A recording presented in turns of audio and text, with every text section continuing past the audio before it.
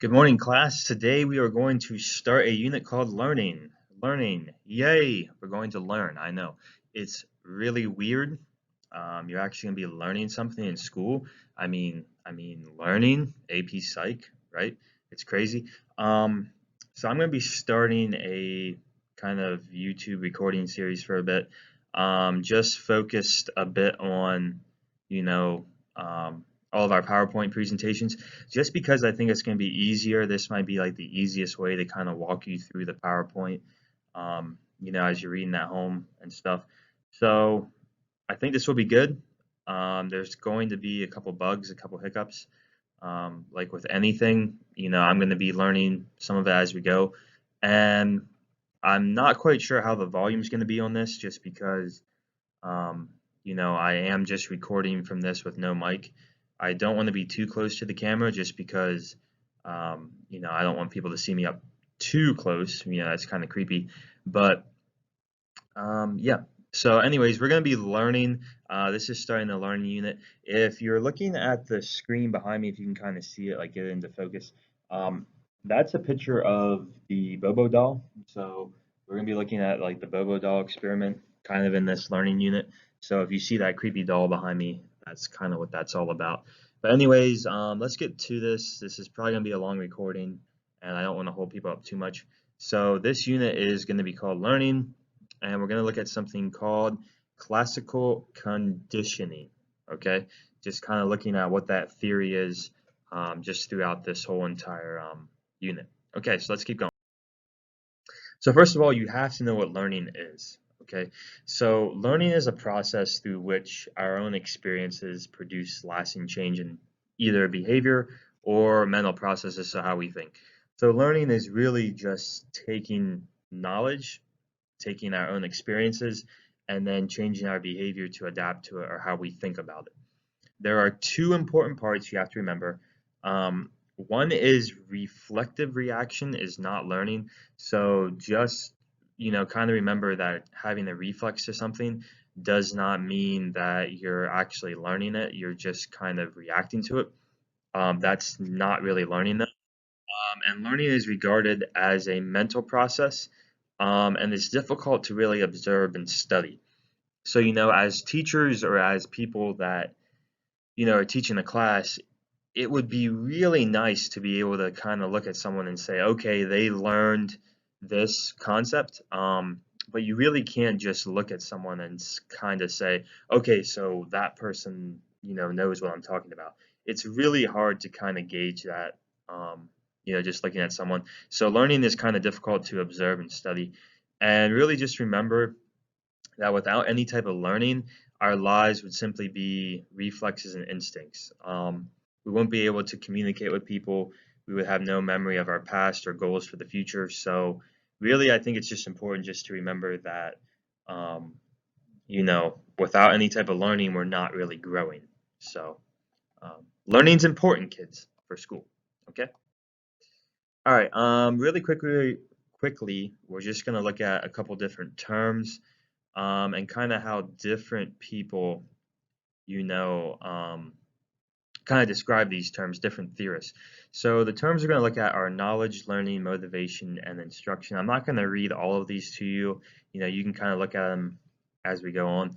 But really quickly, so behaviorism, or people that believe in behaviorism, so these are like the theory of behavior. They're going to say knowledge is kind of our behavioral responses to our environment. So people learn things through how they respond to the environment. People learn things how they adapt to the environment. That's what behaviorists are going to look at with kind of knowledge. Like people gain knowledge from the environment. As far as learning, behaviorists say that a lot of learning is promoted through positive reinforcement. So they're going to be focusing a lot on this concept right here, positive reinforcement. Sorry, my hand's a little bit shaky, but they're going to be looking at positive reinforcement. As far as motivation, they're going to say it is extrinsic. Okay, it's an extrinsic reward. So you're going to be motivated by things outside of your body. You're going to be motivated by maybe getting an A in the class, or getting a medal in a race, or getting a championship football. It's an extrinsic reward, and you're going to not be motivated by things that you're going to be punished by. Okay, so motivation for behaviorists are negative, positive reinforcers. For instruction, they're going to say correct behavioral responses are transmitted by the teacher and absorbed by the students. So kids are going to learn the best through behavior kind of shown by the teacher. Um, Cognitive constructivism, so these are mainly cognitive theorists. They're going to say knowledge is a system of cognitive structures, and they are actively constructed by learners based on existing structures. So they're going to say that you're going to be building knowledge through cognitive thinking.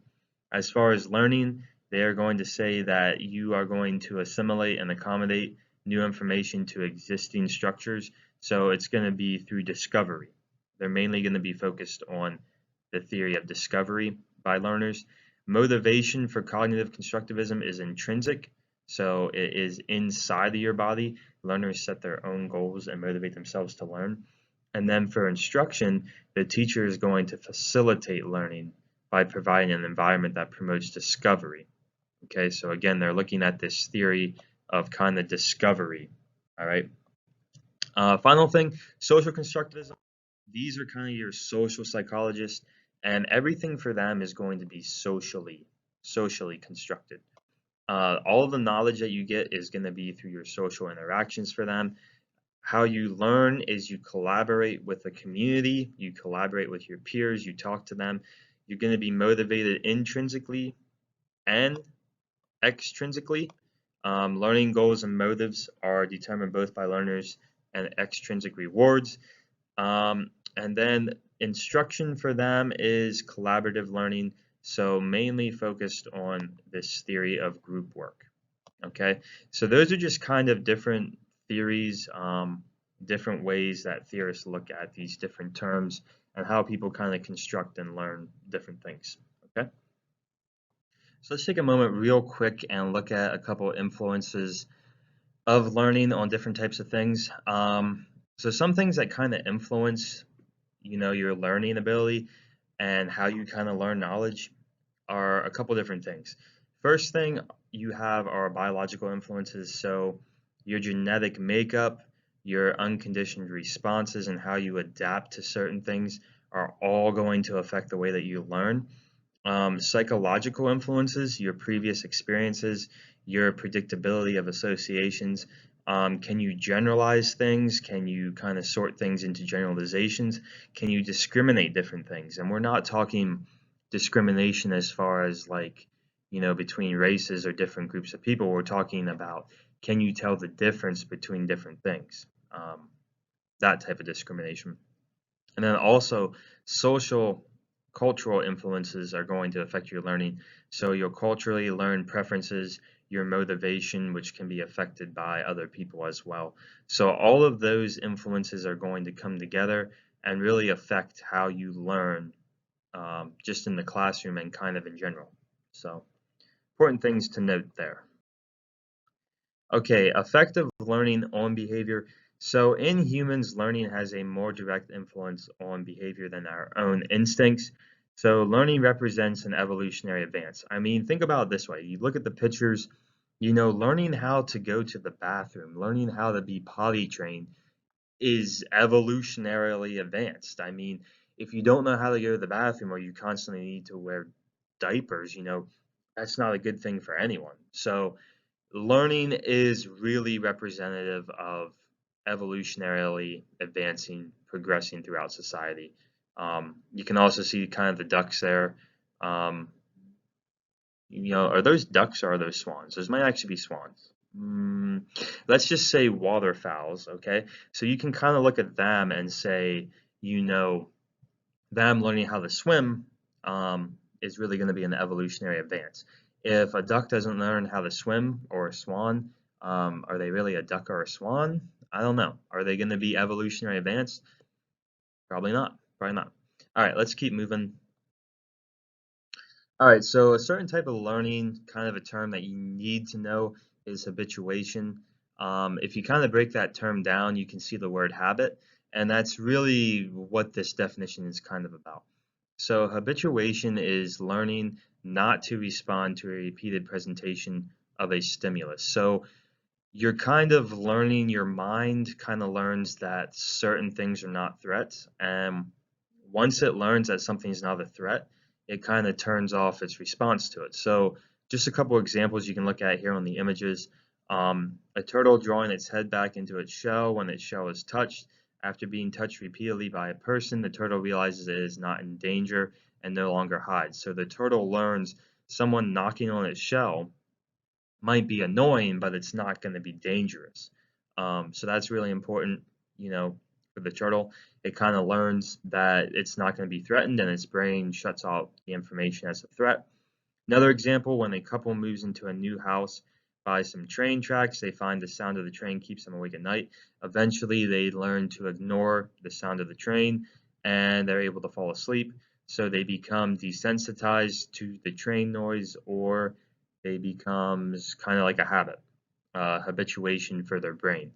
Okay, the last one, you could have prairie dogs retreating into holes at the sound of approaching human footsteps. When it occurs many times and the prairie dogs know the footsteps are not a threat, they no longer retreat at the sound of footsteps. So the prairie dog learns that people walking by might not be a threat to them, at least for a little bit, at least until a hunter comes along, and then they kind of start to learn that. So, you can even see this really quickly, just another example, like you can even see this with certain animals. Like if you ever go to a park, a squirrel might be used to certain people, but out in nature, a squirrel is not going to be used to people, so they're going to run away. Whereas in the park, they might come up and let you almost pet them. Not really, but they're not really afraid of you. So that's like a habituation. They kind of associate people with not being a threat any longer.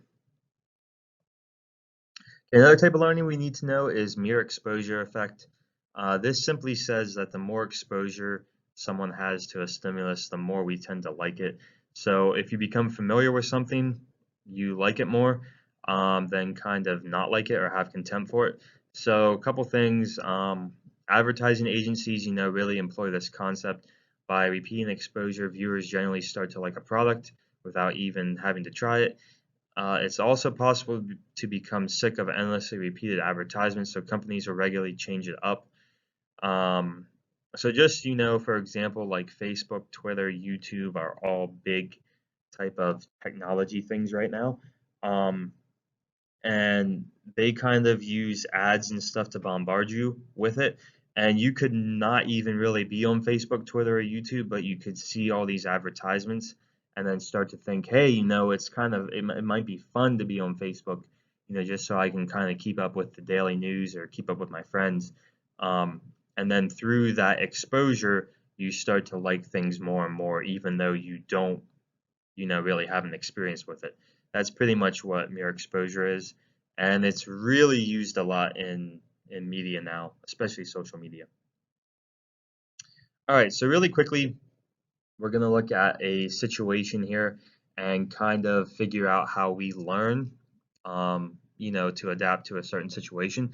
So really simply, we have a stimulus here. We have lightning. Okay, so imagine you're outside during a thunderstorm, or you're inside your house and you see some lightning. So that's the first thing. We have the image of lightning. And after that, we know as soon as there's lightning, there's thunder, kind of like fire and smoke. Both of them go together. So as soon as you see a lightning bolt in the sky, you're going to hear thunder, and you might hold your ears or you might jump if it scares you. The results after repetition of this, after you continue to see this, you start to see the lightning, and then obviously you associate it with the thunder or the loud noise. So then you wince or anticipate certain type of thunder. So those are both, just a simple type of example of how our brain kind of learns certain things in that regard. And now we get to the nitty gritty, kind of what we're going to be talking about today. The term classical conditioning, just its definition and the history of it. So classical conditioning refers to a neutral stimulus when paired or associated with a natural reflex producing stimulus, will begin to produce a learn even when it is presented it is even when excuse me, even when it is presented by itself. So a neutral stimulus is any stimulus that produces no conditioned response prior to learning. So simply put, we're going to look at an example of this, but it's just taking a stimulus, so taking something that you're going to be affecting the environment and pairing it with a response. And both of them are not related or associated at all. So in 1901, famously, a Russian scientist named Ivan Pavlov stumbled up on this concept while studying salivation and digestion with canines. So he looked at canines and kind of how they produce saliva and really digestion. And we're going to be looking at kind of the association between noises and animals' eating habits or saliva production. But before we do that, let's look at two quick jokes, two quick comic book things, just on classical conditioning. So on the left, you can see here Pavlov and his dog were never popular at dinner parties. So, you have a woman coming in, all dressed up. She says dinner is ready and ringing the bell. And there you see Pavlov is drooling as well as his dog. So kind of associating the ringing, the dog's associating the ringing with food, and the guy's associating, I guess, the woman with other things. Yeah. Okay. And then the other one, which you cannot see, I cannot see that because I'm blocking it, but I'm just going to read it off my notes here really quickly. The other comic book slide, unbeknownst to most students of psychology, Pavlov's first experiment was to ring a bell and cause his dog to attack Freud's cat. So just kind of a funny thing there with Freud and Pavlov. Okay. Whoops, sorry for that, folks. The bell just rang, so yeah, might have messed up the recording a little bit. My bad about that. But anyways, just looking at the type of learning, classical conditioning, Ivan Pavlov's experiment. So let's just look at it really quickly, all of the steps. So number one, a dog is hooked to a mechanism that measures the amount that the dog salivates, so how much the dog drools. A tone is then sounded just before a dog is given meat powder. This occurs several times. Eventually, conditioning occurs, and the dog is going to salivate just by hearing the bell.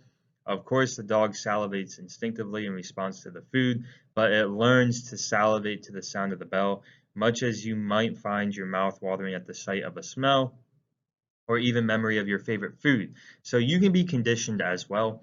Don't just think this is just animals. And then Pavlov used this simple experiment as a model for describing much of the automatic, non-conscious learning that occurs in all of our life. So you can even, don't just think that this is something that can only be replicated once or twice. You can even do this with your own pets. I mean, I have two cats, and they kind of associate the sound of food going into their dish with supper time. So even if you pick up a dish and maybe you rattle it and you have no food in it, the cat still comes running because they associate that with food. You could also think about it too, like maybe if you keep like food and like pet food like in a certain place in your house, like maybe in the closet or something, and if you open up the door, your pets might come running over too because they associate that door with you giving them food. So that's just pets can normally be conditioned as well. Just something to kind of think about. Okay. All right, so really quickly, we're just gonna kind of break down his experiment. I'm not gonna read this slide for slide just to keep the presentation shorter, and also because you kind of already know this, but just looking at the image, so you have an unconditioned stimulus, a UCS, producing an unconditioned response, or a UCR. So the UCS is food and mouth, UCR is the dog drooling, then you have a neutral stimulus produces no salivation response. So this is before conditioning. The dog sees the food, he smells it, he starts drooling because he smells the food. A bell is rung, the dog doesn't associate that with anything, he just associates it with a normal noise. Okay, how you get from unconditioned to conditioned is something called acquisition. This is the initial stage in classical conditioning in which you begin associating or pairing between a neutral stimulus and an unconditioned stimulus. So in most cases for conditioning to occur, the neutral stimulus needs to come before, at least half a second, the unconditioned stimulus. So in Pavlov's experiment, the tone came before the meat powder, and the stimulus came after the tone was kind of rung, or the bell was kind of rung, you know. Okay, so during conditioning, the unconditioned stimulus is repeatedly presented after the neutral stimulus. The unconditioned stimulus continues to produce an unconditioned response. So the dog is starting to associate that every time the bell is rung, there's going to be food presented to him, and he's going to start drooling in anticipation of the food being presented to him. And then obviously the neutral stimulus alone is now going to produce a conditioned response, okay?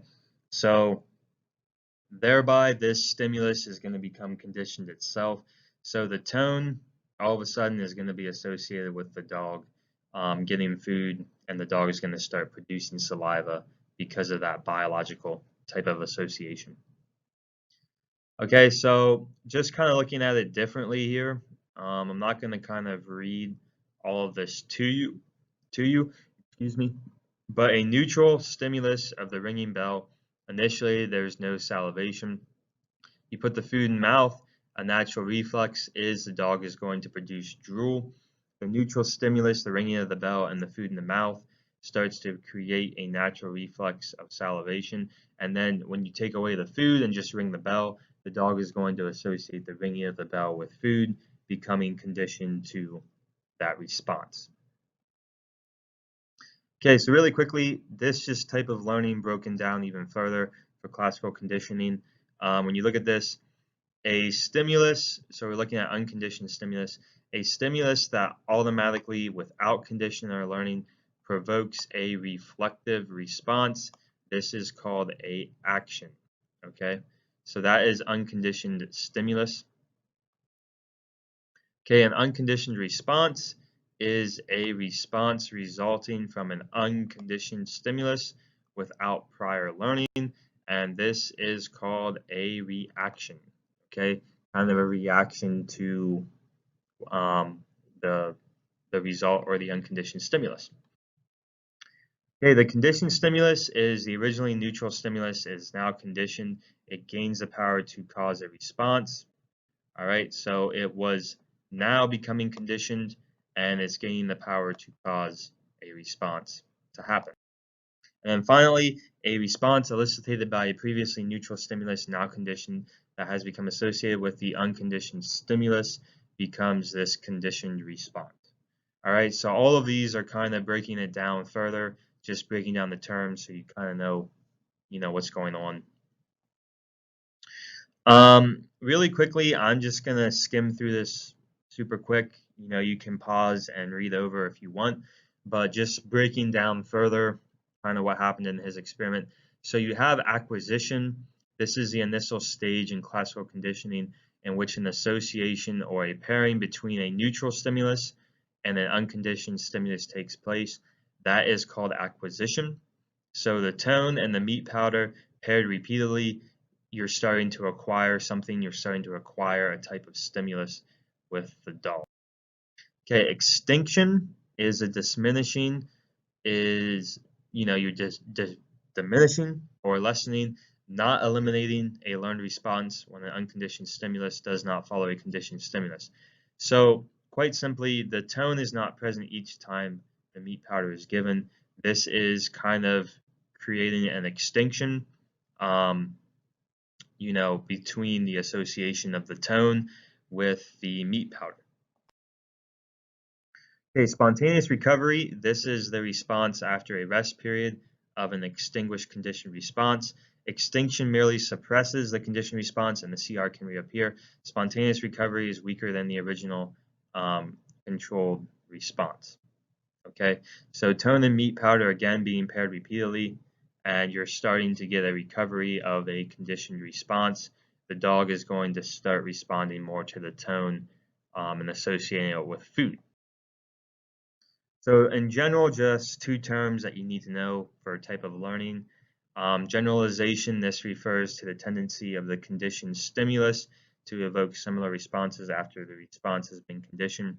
So an example, the dog producing saliva to the sound of a bell or an alarm clock, the ringing of a phone, all are tones. So once the dog hears a cell phone or maybe a different tone, it's still going to generalize that with food. And you do this too, certain sounds you might generalize together, like a police siren, maybe you generalize with maybe a crime or maybe like a house fire or something like that, or a speeding ticket. You produce a generalization of a police siren, something's not good happening. Discrimination, this refers to the ability to distinguish between two similar signals. The dog only salivates to the sound of a bell, the original tone.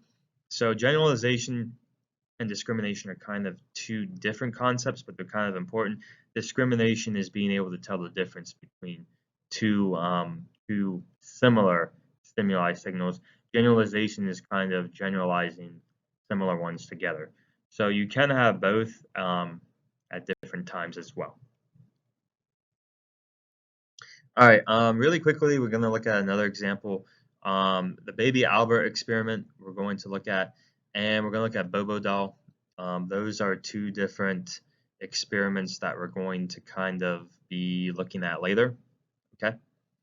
So I'm gonna show you two YouTube clips probably on them, and give you a review, kind of like a paper document on both of those experiments. All right, let's move on and finish this up. Okay, so really quickly, just some importance of cognitive mental processes. I'm gonna have you kind of just read this over. So I'm gonna pause here for maybe like 15 seconds, and you can kind of read over. You can pause this and kind of read over, what's going on here for a few seconds.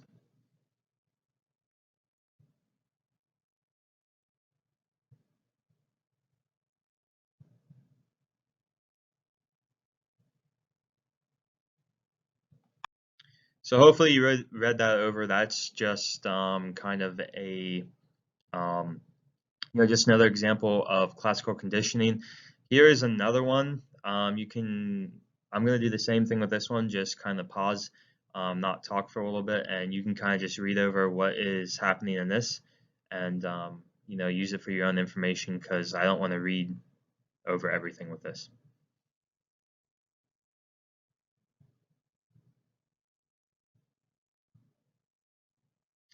Okay, so hopefully you read over both of those, and kind of got the idea of both of those experiments for classical conditioning. So we're just going to finish up. This is the last slide with something called systematic desensitization. So if you become desensitized to something, it simply means that you're not really reacting to it anymore, like a stimulus. Yeah, I apologize for that again. You can tell I'm in school with the bells. Um, that's maybe that is a good classical conditioning response. So, you hear the bell in the school and then you run out, for dismissal. That's a good example. See, it's all coming together. All right. So really quickly, we're just going to look at this slide together. There is a spider. So really, this girl in this example is afraid of a spider. And you can see over time, it's kind of showing you over time all of these different things. She sees a picture of a spider. She doesn't want to touch it. She becomes associated with the picture. Eventually, a guy comes in this one, and he kind of brings a regular, spider to show her it's not dangerous. He holds it on his hand. The spider does not bite, so the girl is associating that a spider is not too bad. Eventually, she's going to hold on to the spider, or at least kind of look at one. Maybe that's a fake spider. It's going to be put onto the desk right here, and then he's going to again show her again that the spider is not really hurting her. And then finally, in this last one, she is going to actually let the spider crawl on her or pick it up. Why you want to do that with a spider, I have no idea. But this is just an example, systematic desensitization. just really focusing on, desensitizing a girl to her fears of a spider. Okay, so that's it for me. That will be the end of the recording. Obviously, they're going to be getting better. I'm sorry that I had to pause. I had to kind of piece this thing together, kind of figuring out the technology of it, and apologize for the bells as well. But we're in the school, so I'm going to try to time that out better as well. One last lesson, I don't know if you saw it, but I did change my background. So hopefully you were able to see that before this point. If you didn't, that's just an example in maybe selective blindness or intentional blindness from our previous units, just changing the background, see if you notice. All right, so that's it for me. Stay tuned for the next couple PowerPoints. Hopefully we can kind of shorten them down a bit. But I hope everyone's doing well and stay safe and stay, I guess, clean and safe and healthy and, drink orange juice. All right. Peace.